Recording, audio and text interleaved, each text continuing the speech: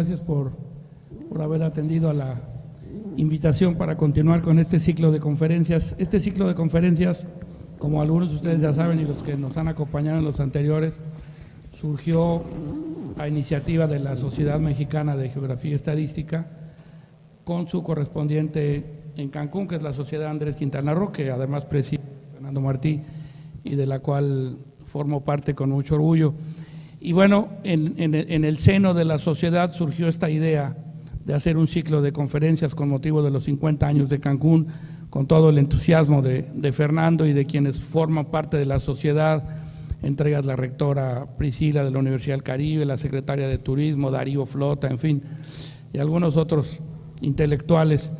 Y bueno, pues con mucho entusiasmo inició en enero lo que estaba programado para que fueran 24 conferencias, con un gran entusiasmo, el auditorio casi lleno. La verdad es que al principio nos sorprendimos de ver quizá más gente de la que esperábamos, porque como dice Fernando siempre, que a los amigos se les conoce en los hospitales y en las conferencias, ¿no?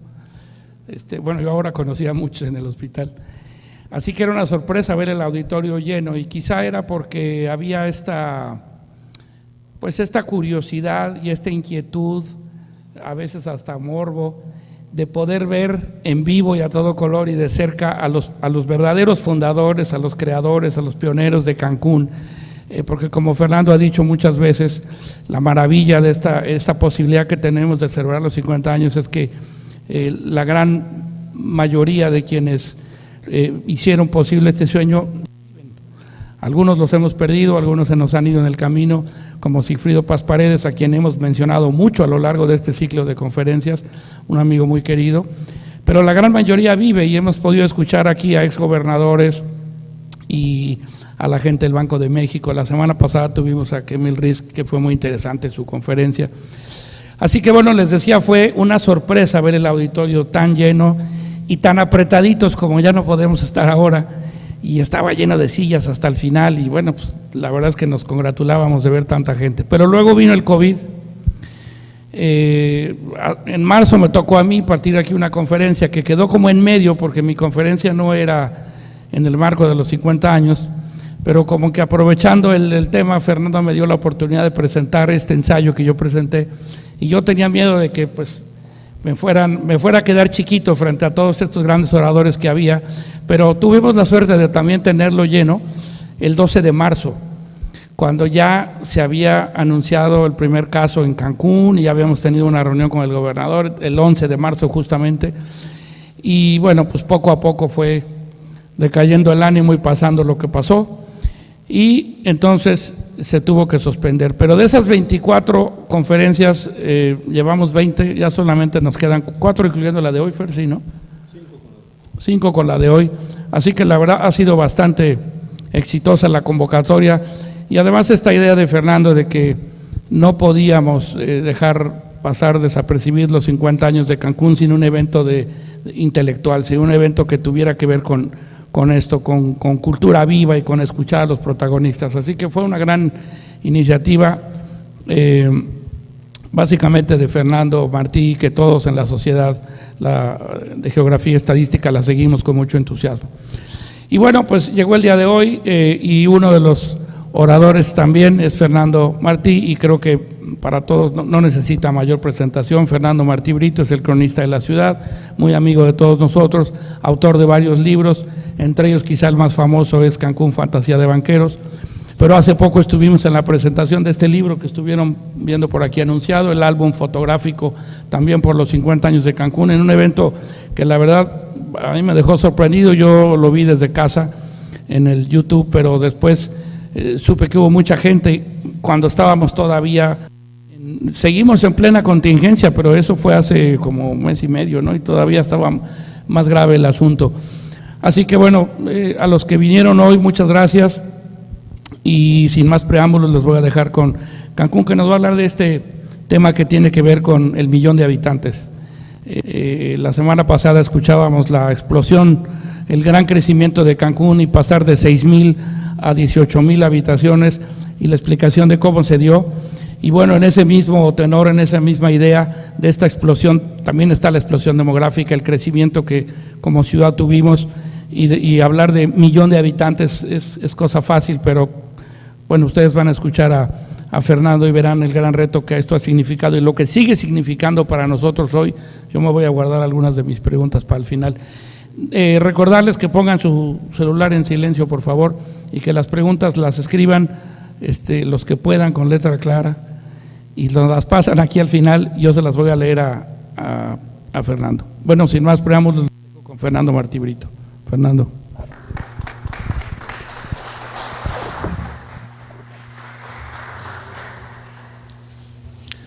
Gracias. Pues reiterando lo que dijo Sergio, primero que nada un agradecimiento a quienes en medio de esta pandemia de COVID, afortunadamente ya ahora en semáforo amarillo y algún anuncio ya no tan lejano de semáforo verde, pero de todas maneras, pues el COVID siempre nos complica el calendario. De hecho, cuando empezamos este ciclo de conferencias, yo le consulté al Consejo y le dije, tenemos que tener un emergente por si algún día nos falla un expositor. Y entonces, como son muy solidarios, me dijeron, pues ponte tú. Me pusieron ahí. Y ahora me tocó porque al expositor que le tocaba hoy, no le dio COVID, pero sí le dio COVID a una gente cercana a él. Entonces no quisimos tomar riesgos, le dijimos, bueno, va el bateador emergente y aquí estoy. Esta noche quiero platicar con ustedes de números. El 50 aniversario de Cancún es una buena oportunidad para revisar algunas cifras que damos por buenas en la historia de la ciudad y que repetimos constantemente, y una de esas cifras es la del 1 millón de habitantes. Los números, algunos nos espantan, recordamos en la prepa cuando se volvieron letras y se volvieron fracciones y todo eso, pero los números sirven para definirnos, tienen esa función, nos explican. Y cuando decimos Cancún es el principal centro turístico del Caribe y tiene tantos millones de visitantes, realmente estamos definiendo la ciudad, o capta tal número de divisas o recibe tal número de vuelos. Algunas preguntas son más difíciles de contestar, no parecería que hubiera razón, como ¿cuántos cuartos hoteleros tiene Cancún? Porque los cuartos hoteleros no se mueven, ahí están, y sin embargo nos ha costado mucho trabajo contarlos. Hay otro tipo de, si yo les pregunto, por ejemplo, ¿saben cuántos presidentes municipales de Cancún nacieron en Cancún? Pues la cifra es 0. Ningún presidente municipal de Cancún ha nacido en Cancún, lo cual quiere decir que somos una ciudad incluyente, donde la máxima autoridad política pues siempre ha sido alguien que nació fuera de la ciudad. Bueno, las cifras sobre las que les quiero platicar esta noche es la del 1 millón de habitantes, y yo creo que voy a tratar de contestar 2 preguntas. La primera es, ¿cuántos habitantes tiene Cancún? Y la segunda sería, ¿cuántos habitantes creemos que tiene Cancún?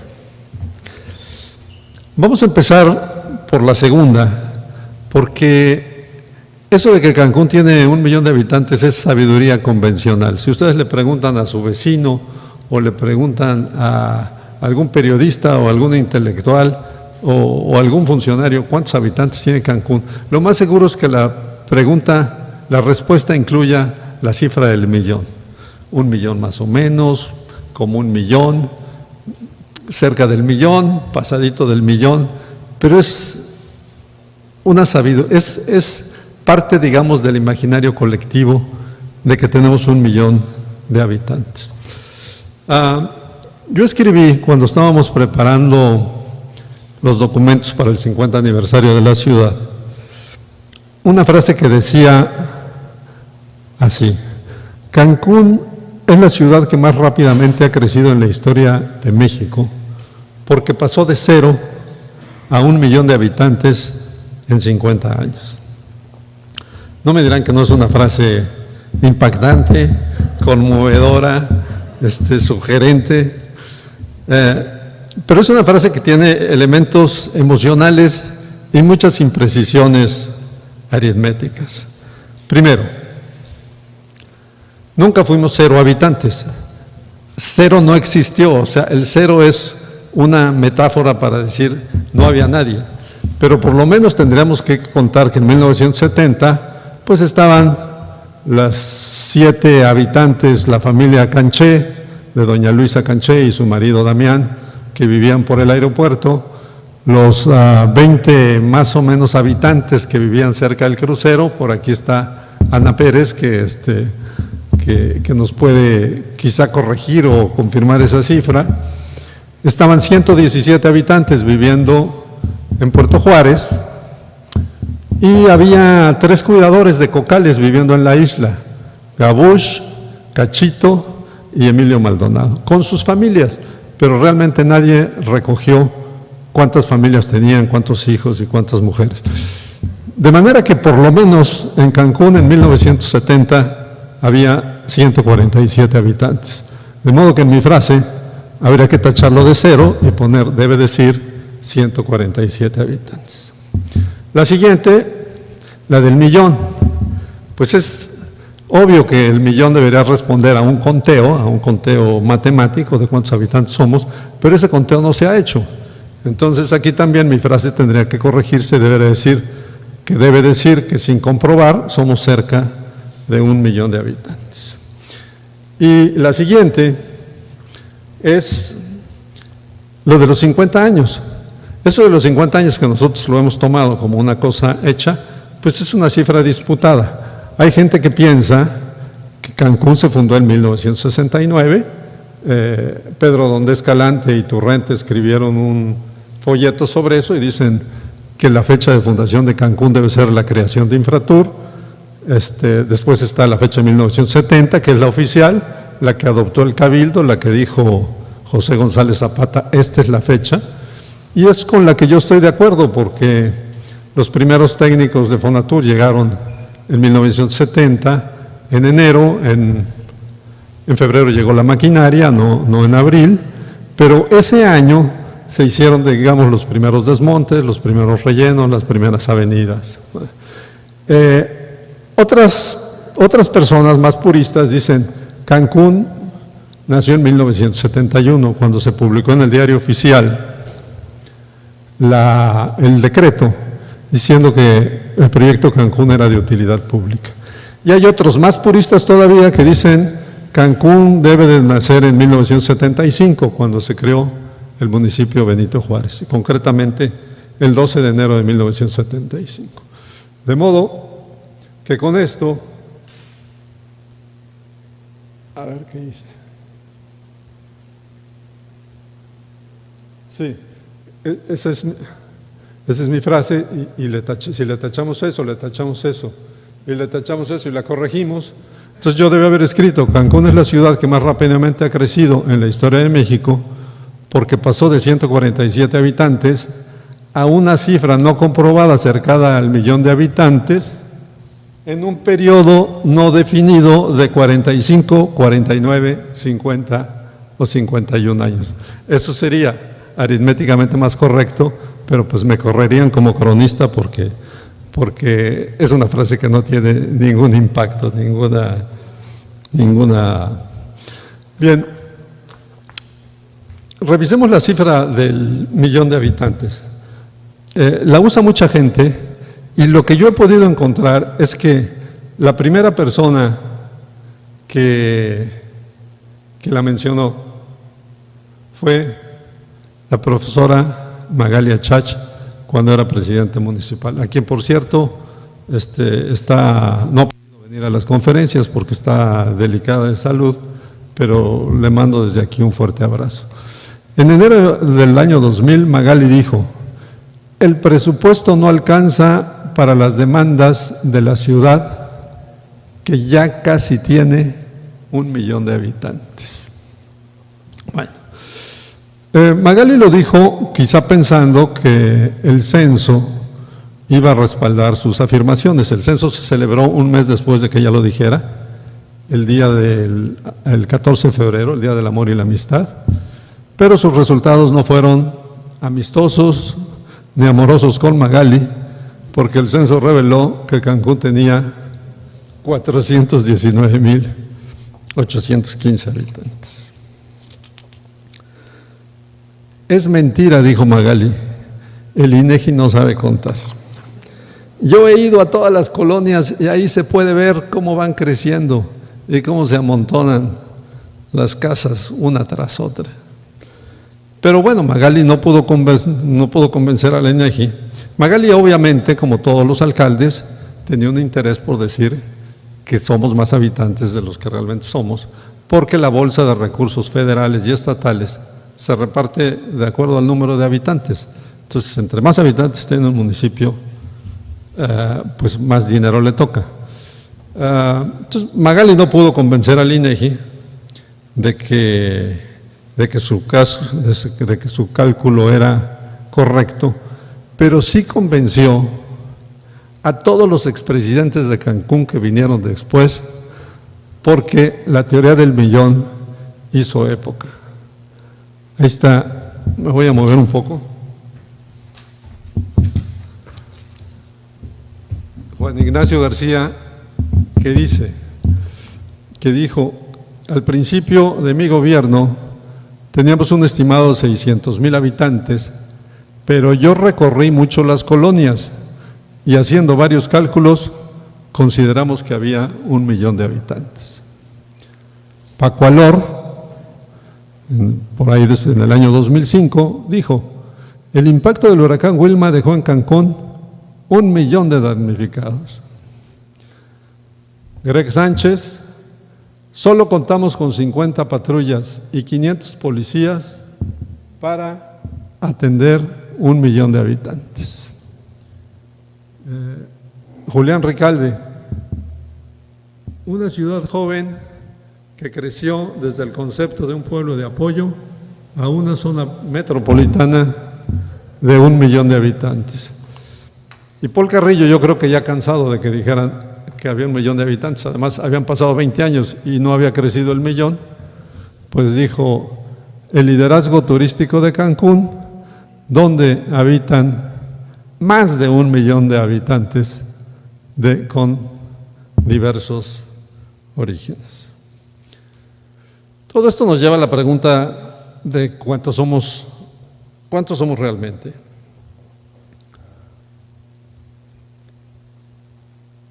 Y bueno, aquí está una gráfica de cómo ha venido creciendo la ciudad. La primera cifra corresponde a 1980, que fue la primera vez que se hizo un censo en Cancún. La segunda a 1990, y a partir de ese año se hicieron conteos cada 5 años de población.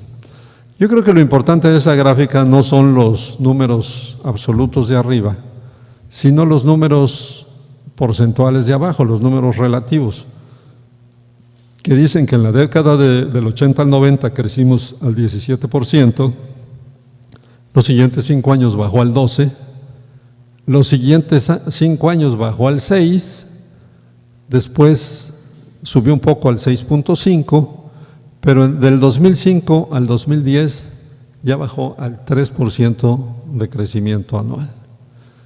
Y en el último tramo, pues tenemos que del 2010 al 2015 crecimos al 2.5%.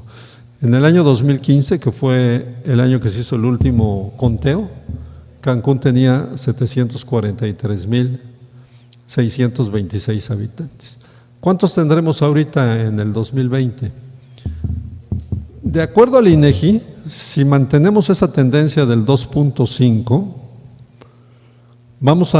en este 2020 deberemos tener 841,344 habitantes. Hay un cálculo del CONAPO, del Consejo Nacional de Población, que da una cifra muy diferente, y a la alta, 892,000 habitantes, lo cual implicaría un crecimiento del 3.7 en los últimos 5 años. Yo creo que la cifra correcta debe de andar por 841,000 y probablemente algunos menos, porque hay dos episodios que no estamos mencionando, pero que debemos de tomar en cuenta. El primero es que en el año 2016 perdimos alrededor de 35,000 habitantes porque se creó el municipio de Puerto Morelos. Entonces, todos esos habitantes que antes contaban como cancunenses, pues en el 2020 dejarán de hacerlo. Y la segunda es porque no hay cifras exactas ni oficiales, ni nadie las ha calculado, pero a raíz de la pandemia mucha gente se está yendo de Cancún, sobre todo en las regiones y en las colonias, a sus pueblos, a sus ranchos. Y es probable que por primera vez en nuestra historia, en 2020, podamos tener un flujo migratorio negativo. Bueno, con todo y todo, con esos 841,000 habitantes, en el año 2010 éramos la ciudad número 24 en el país. Esas son cifras oficiales del INEGI, pero el INEGI cuenta las ciudades por municipios, no por zonas metropolitanas. Entonces, en la Ciudad de México, que probablemente la debería contar como una sola ciudad, también cuenta la ciudad de Ecatepec, la de Nezahualcóyotl, la de Naucalpan y la de Tlalnepantla, todas con más de 1 millón de habitantes. En Guadalajara cuenta aparte a Zapopan y a Tlaquepaque. En Monterrey cuenta aparte a Guadalupe. En Torreón cuenta aparte a Gómez Palacio y a Lerdo. Y en Reynosa cuenta aparte a Río Bravo. Todas esas ciudades tienen más de 1 millón de habitantes. Eso quiere decir que Cancún debe de ser ahora la 15ª, entre la 15ª y la 18ª ciudad en tamaño en el país, lo cual no está mal para 50 años de vida. Pero lo más interesante es que de la frase aquella que escribí, Cancún ha sido la que más rápidamente ha crecido de todas. A la Ciudad de México le tomó 605 años, fundada por los aztecas en 1325, llegar al 1,000,000 de habitantes, llegó hasta 1930. A Mérida le tomó 473 años, de 1542, apenas en el 2015 pasó del 1,000,000 de habitantes. A Guadalajara también 408 años, a Monterrey 364 años, Ciudad Juárez 336, Reynosa 271 y la ciudad que más rápidamente ha llegado al 1,000,000 de habitantes ahorita en la historia del país es Tijuana, que se tardó 107 años. Se fundó en 1889 y en 1996 llegó al 1,000,000 de habitantes.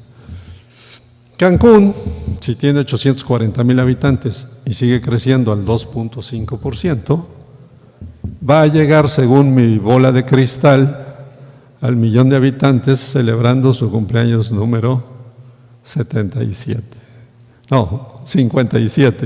El 20 de abril del año 2027 va a tener 1,093,000 habitantes. Que esos 93 van a haber nacido ese día porque es 20 de abril y estamos celebrando el cumpleaños de la ciudad.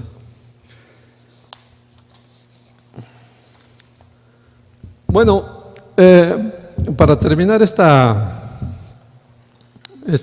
plática, yo quisiera decirles que estas cifras que da el INEGI, que da el Consejo Nacional de Población, pues probablemente no sean tan ciertas. Los censos siempre han tenido mala fama.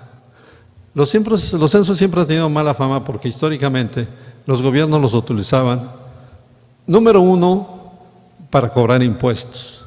Llegaban a los pueblos y querían saber cuántas cabezas de ganado y cuántas hectáreas y cuántas casas tenía cada quien, con un propósito recaudatorio, cuando no confiscatorio. Y la segunda razón era militar, eran las levas. como todos los jóvenes, hombres jóvenes, adultos, tenían que prestar el servicio de armas para los reyes, pues llegaban y los levantaban, de ahí viene la palabra la leva, y se los llevaban y los afiliaban al ejército. En tiempos más modernos, los censos mejoraron, ya no son para eso, ya no sirven para las levas y para la cosa militar, pero sí han tenido ciertas cariz político y siempre han tenido un matiz electoral. Me gustaría platicarles brevemente la historia del primer censo mexicano, que se celebró en 1790, cuando era rey de España un muy mal rey, Carlos IV de Borbón, que ustedes reconocen ahí porque es el de la estatua del caballito, y nombró ese año, en 1790, a un muy buen virrey, Juan Vicente Güemes Pacheco de Padilla y Orcasitas, mejor conocido como el conde de Revillagigedo. Este conde de Revillagigedo era un hombre de su tiempo, era una gente que tenía una visión muy moderna de las cosas. Venía de España, donde 8 años antes se había celebrado el primer censo en la historia de Castilla, y habían llegado al conteo de que Cancún, la capital del Imperio Español, tenía 150,000 habitantes. 150,000 habitantes. Sí.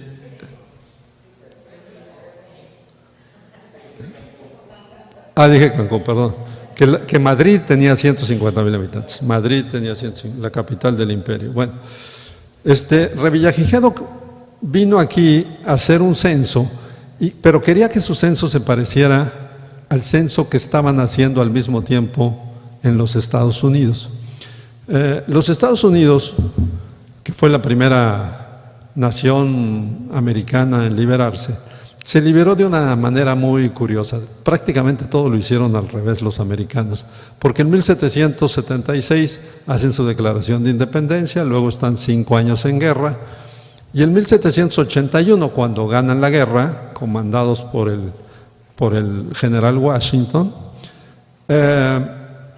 no eligen un presidente, sino que el Congreso hace las dos cosas al mismo tiempo, es poder ejecutivo y poder legislativo. Eso no les funciona muy bien, y en 1780 y tantos, 86 o algo así, deciden que hay que elegir un presidente, una autoridad central. ¿Cómo le elegimos? Pues la manera más fácil es voto universal y directo. Cada gente que puede votar va y vota.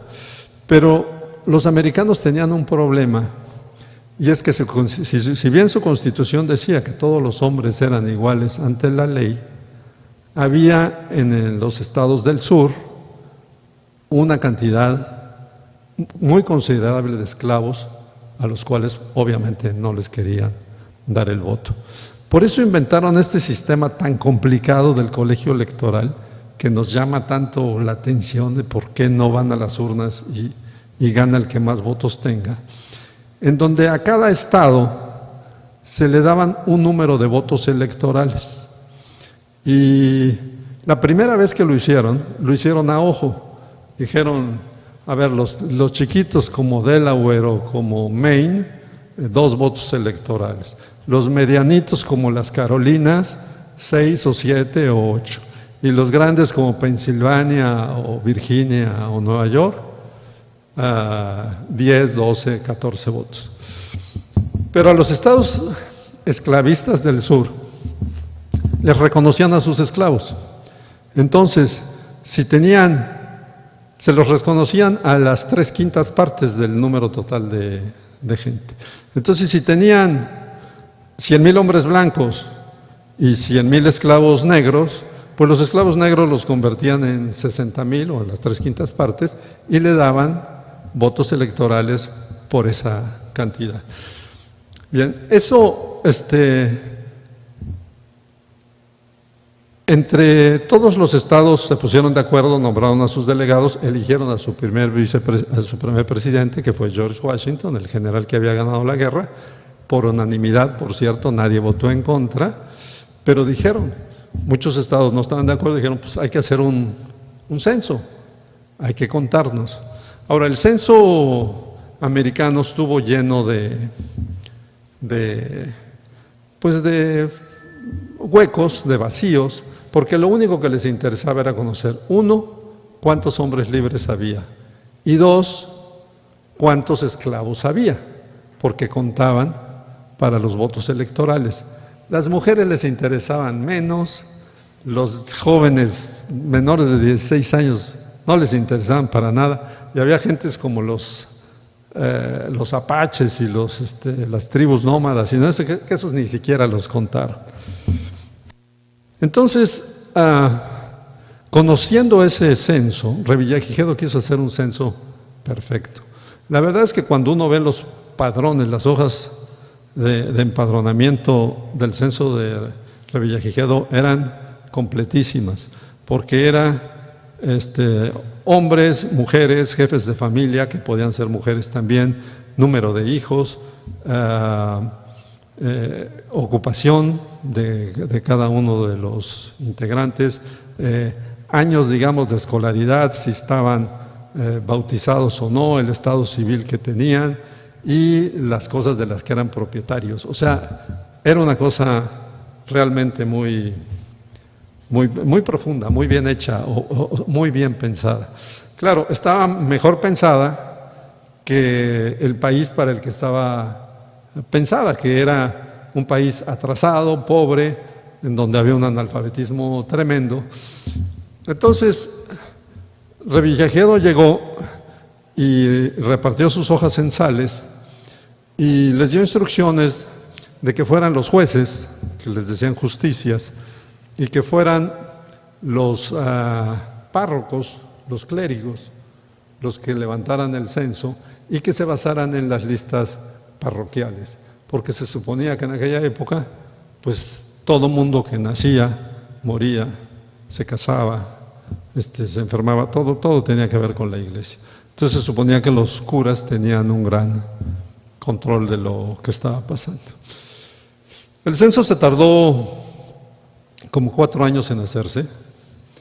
En esos 4 años, al final de los 4 años, devolvieron a Revillagigedo a España. Entonces él le dijo a su sucesor, creo que somos 3,5 millones de habitantes, lo cual era consecuente porque en el censo de los Estados Unidos había revelado que eran 3,9 millones habitantes, o sea, éramos países equivalentes en ese momento. Pero mucho antes de irse, Revillagigedo quiso dar a conocer los resultados de su censo. Entonces lo primero que publicó en 1791 fueron los resultados del censo de la Ciudad de México. Y después de revisar sus listas parroquiales y todo eso, llegó a la conclusión de que la Ciudad de México tenía 115,000 almas, así dice el censo, 115,000 almas. Eso le dio un gran prestigio a Revillagigedo, pero no contaba con que en México había un personaje singular, ahorita le diríamos intelectual, en esa época se les decía humanista, reputado como sabio, que se llamaba José María de Alzate, Joseph María de Alzate.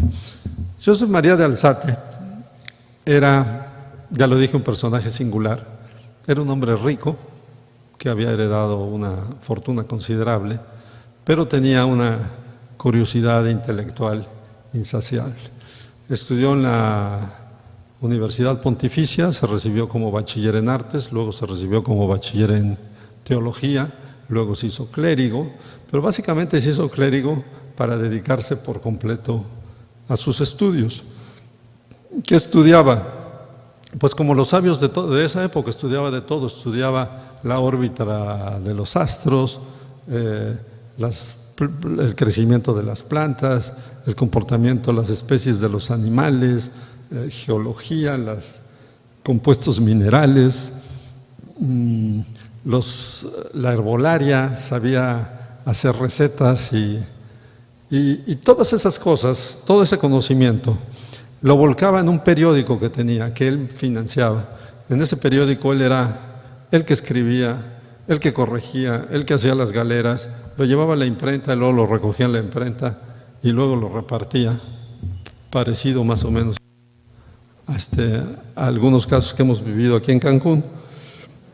Y bueno, tenía un gran prestigio como sabio, le decían, el sabio Alzate. Pues el sabio Alzate escribe un memorial larguísimo al virrey, a Revillagigedo, y le dice que su censo está equivocado, que los resultados del censo no son confiables.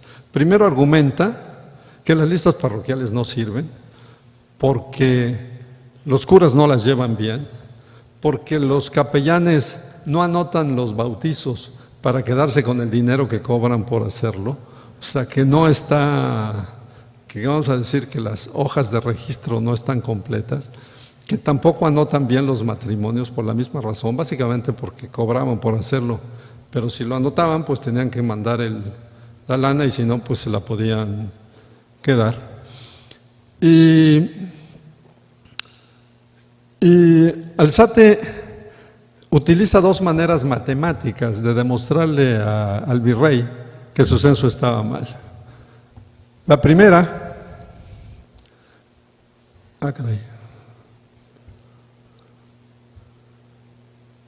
ese es Alzate y esa es su Gaceta de Literatura de México, que le editó como 10 años seguidos. Primero, los métodos indirectos. Uno dice, los servicios funerarios, ¿no? Si sabemos el número de gente que muere en la Ciudad de México, podemos saber cuál es su población. ¿Por qué? Porque en esa época ya se sabía que por cada 30 habitantes cada año nació un niño y que por cada 17 habitantes cada año nació un niño y por cada 30 habitantes se moría una persona. Entonces decía, si sabemos cuántas gentes se mueren en la Ciudad de México, sabemos cuál es la población total. Porque los muertos son muy difíciles de ocultar. López-Gatell ya lo sabe muy bien, lo complicado que es ocultar a los muertos. Y los nacimientos sí se pueden ocultar. Las mujeres paren en su casa y en aquella época no llevan al niño a bautizar, nadie se entera. Pero los muertos no se pueden ocultar, hay que enterrarlos. Entonces, a través de este método indirecto, Alzate hacía sus cuentas. Y el segundo método indirecto era los consumos de la ciudad, que eso se basaba en los registros de las garitas y las alcabalas. Como bien lo saben, las ciudades no producen comida. La comida siempre se tiene que traer de afuera. Puede que alguien tenga unas gallinitas y produzca unos huevos, pero la comida se tiene que traer de afuera. Entonces, en la Ciudad de México, en aquella época, había 13 garitas o puertas que estaban rodeando la ciudad, por donde entraba todo mundo, garitas que se cerraban de noche. Nunca fue una ciudad amurallada, pero como si lo fuera. No podías entrar a la ciudad si no era por una de esas garitas. Y en esas garitas pasaba también todo el alimento que consumía la ciudad. Los carneros que se consumían mucho, los patos, los pollos, los puercos, las reses, y también las arrobas de maíz, de trigo, de frijol, de arroz, de lo que fuera. Todo tenía un registro ahí, porque obviamente la corona cobraba por eso, o sea, cobraba un impuesto para que eso entrara. Entonces esos registros solían ser muy precisos. Y en base a los consumos de la ciudad, también se puede determinar de una manera indirecta la población. Los censos no son materia precisa, es decir, son tantos, o sea, somos tantos exactitos, porque en el momento en que se hace el censo y el momento en que se publica, pues la gente se muere, se nace, se casa, se divorcia, se va de viaje, se muda de habitación, pero sí sirven para dar una idea próxima. Bueno, en base con esos dos modelos matemáticos, Alzate dijo que la Ciudad de México tenía 200,000 habitantes, o sea, prácticamente 60% más de lo que había dicho el virrey Revillagigedo. Se armó un tremendo zipizape, o sea, el virrey de Revillagigedo, el conde de Revillagigedo, encontró la horma de su zapato, porque este era un polemista formidable, y entonces aquel que tampoco se dejaba, le demostraba, sacaba algunos argumentos para demostrar que su censo sí estaba bien hecho, y Alzate se lo refutaba y ponía en duda las aseveraciones del virrey. Al final, más o menos unos 15 años después, pasó por México el barón Alejandro von Humboldt, revisó los números de Revillagigedo, revisó los números de Alzate y dijo: la Ciudad de México, yo creo que tiene 140,000 habitantes, lo cual quiere decir que el censo de Revillagigedo, por muy bien hecho o muy bien planeado que estuviera, pues sí estaba equivocado. Entonces eso sugiere, ya para concluir, que los alcaldes de Cancún pues puede que tengan razón, a lo mejor sí somos 1 millón de habitantes y el INEGI está equivocado. Ese episodio de Alzate y Revillagigedo está muy bien explicado en estos dos libros. Primer censo de población de la Nueva España en 1790, que lo hizo casualmente el actual presidente de la Sociedad Mexicana de Geografía y Estadística, lo hizo hace muchos años, como 30 o 40 años, Hugo Castro Aranda, y hay otro que se puede encontrar de Cal y Arena, de Antonio Saborit, el virrey y el capellán, Revillagigedo, Alzate y el censo de 1790. Yo, para terminar esto, diría que si me tengo que pronunciar por cuántos habitantes tiene Cancún, pues prefiero ir con la corriente y no con el INEGI. Y entonces no solamente escribí esa frase que ya les leí y la desmenucé, sino que en el mes de marzo de este año, el periódico Milenio me pidió que escribiera un libro sobre los 50 años de Cancún.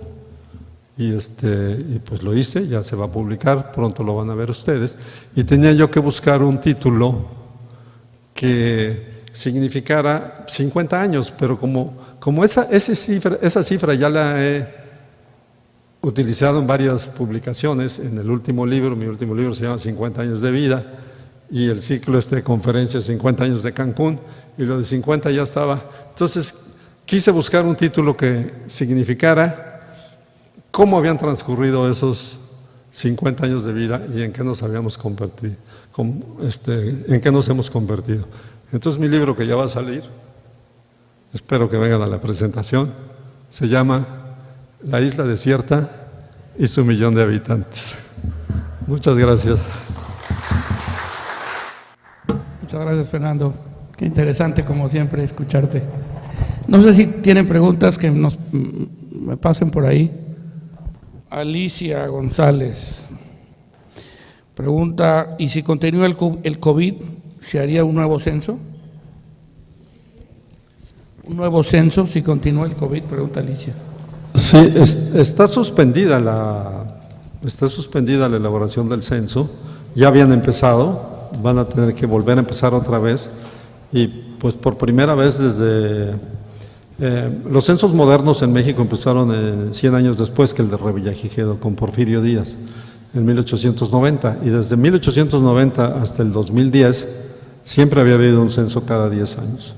En 2020 pues fue imposible hacerlo, a ver si lo pueden hacer en el 2021 o 2022. El mandato del INEGI es hacer censos, así que lo tienen que hacer, para eso sirven. Pero evidentemente las condiciones actuales lo complican mucho. Claudia Rocío Cifantes, que además tiene muy bonita letra, dice, en su opinión, el impacto poblacional del proyecto Cancún debe delimitarse al municipio de Benito Juárez, el norte de Quintana Roo o todo Quintana Roo. ¿El impacto? El impacto poblacional del proyecto Cancún debe limitarse al municipio de Benito Juárez, al norte de Quintana Roo o a todo Quintana Roo. Sí, bueno, el proyecto Cancún ni siquiera consideraba la posibilidad de que hubiera un municipio. Cuando los técnicos del Banco de México hicieron el proyecto Cancún, no pensaban en un municipio. De hecho, pues lo instalaron en terrenos que entonces pertenecían al municipio de Isla Mujeres. Conforme pasaron los meses y los años y se dieron cuenta de que Cancún iba a ser pues la ciudad más importante del norte del estado, entonces decidieron crear el municipio de Benito Juárez. Esa fue una decisión que tomó el Congreso Constituyente, porque la Federación insistía, cuando digo la Federación me refiero a la Secretaría de Gobernación, insistía en que Quintana Roo tuviera los mismos municipios que tenía el territorio, que en el territorio se llamaban delegaciones y que eran 4. Una de esas delegaciones era Isla Mujeres. Entonces, los diputados, que los encabezaba Pedro Joaquín, y el gobernador David Gustavo Gutiérrez, llegaron a la conclusión de que Cancún debería ser un municipio y crearon este municipio que era el más pequeño de todos los que había en Quintana Roo, tenía 1,600 kilómetros cuadrados y pusieron como su cabecera a la ciudad de Cancún. Bueno, el impacto poblacional de Cancún durante muchos años se circunscribió al municipio de Benito Juárez y un poco rebasó hacia los límites de Isla Mujeres, hacia el norte. Pero eso pasó al principio de Cancún, y 50 años después, Cancún ya no es una ciudad, ya es una zona metropolitana. O sea, ya hay una zona metropolitana alrededor del proyecto original que implica una conurbación importante con el municipio de Isla Mujeres, incipiente con el municipio de Lázaro Cárdenas, incipiente pero en marcha con el municipio de Puerto Morelos. Entonces ya nos pasó lo que les pasó a Guadalajara y a Monterrey, a la Ciudad de México. Ya son muchos municipios los que gravitan sobre, no digamos que gravitan sobre Cancún, porque pareciera que Cancún fuera el sol y los demás fueran satélites, pero sí, por ejemplo, que hay servicios que compartimos con todos ellos, sobre todo el aeropuerto, ¿no? Que es un solo aeropuerto como para todos los municipios del norte del estado. Entonces, el impacto poblacional ha sido enorme y va a ser mayor todavía. En los planes que yo he visto del Tren Maya, que por cierto el director de Fonatur va a estar el 20 de octubre aquí a ofrecer su conferencia sobre el Tren Maya, y la va a ofrecer sobre qué significa el Tren Maya, no en este momento, no si tienen los permisos ambientales o las líneas o quiénes van a ser los socios, sino qué significaría el Tren Maya dentro de 20 años. Porque esos proyectos conciben a Cancún como una gran zona metropolitana, la mayor de toda la península de Yucatán. Los cálculos que ellos hacen es que dentro de 30 años Cancún va a tener 3 millones de habitantes y va a ser, pues ahí sí va a ser el centro gravitacional, no Cancún, toda la zona metropolitana esa de la que ya hablé, va a tener 3 millones de habitantes y va a ser el centro gravitacional de toda la península de Yucatán. Armando Lara te pregunta, ¿crees que están contabilizados todos los habitantes de las zonas irregulares, asentamientos irregulares e invasiones? No, de hecho los censos nunca son perfectos, entonces la gente que censa siempre tiene un parámetro de casas que no va a poder censar, porque no le abrieron, porque están deshabitadas, porque la gente se escondió, por lo que sea.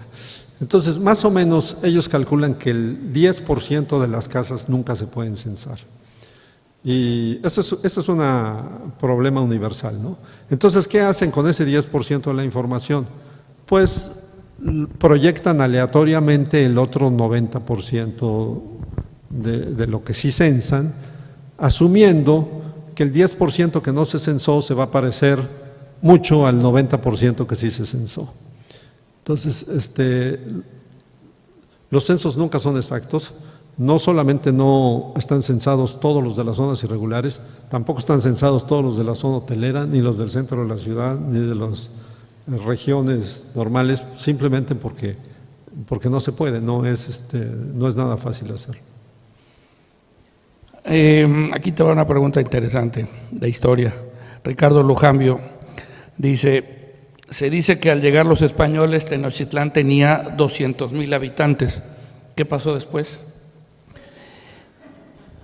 Y luego tiene una segunda pregunta, Ricardo, y dice, la inseguridad actual dificulta los censos porque la gente teme dar información. Sí, la segunda parte es correcta, por supuesto. Siempre ha sido por temor, o sea, temor a los impuestos, temor a la leva, temor a la inseguridad, lo que sea, pero la gente tiene razones válidas para no darle información a los que censan. Se me olvidó decirles una cosa ahorita que estaba haciendo la plática, que una de las razones que motivaba a Rey Villagigedo a sostener que la Ciudad de México tenía 115,000 habitantes era porque era políticamente incorrecto pensar que había una ciudad dentro del Imperio Español que era más grande que Madrid, que era más grande que la capital. Alzate tenía la visión contraria. Alzate era novohispano, mexicano, vamos a decir, novohispano. Él nació en Otumba, en el Estado de México, y él tenía esa visión política. Estaba en una época en que ya había sucedido la Revolución Francesa, ya se habían independizado los Estados Unidos, ya la literatura de los franceses andaba circulando por todo el mundo, y ya las clases ilustradas criollas en México pensaban que México debería ser un país independiente. Entonces, el hecho de decir, aquí está la ciudad más grande del mundo hispano, pues abonaba en ese sentido. Somos más grandes, somos más importantes que Cancún, que Madrid, y tenemos derecho a ser una ciudad independiente. Bueno, eso que me preguntaba Ricardo también tiene que ver cuando llegan los españoles y calculan la ciudad, porque ahí sí no hicieron censos ni nada. Hay varias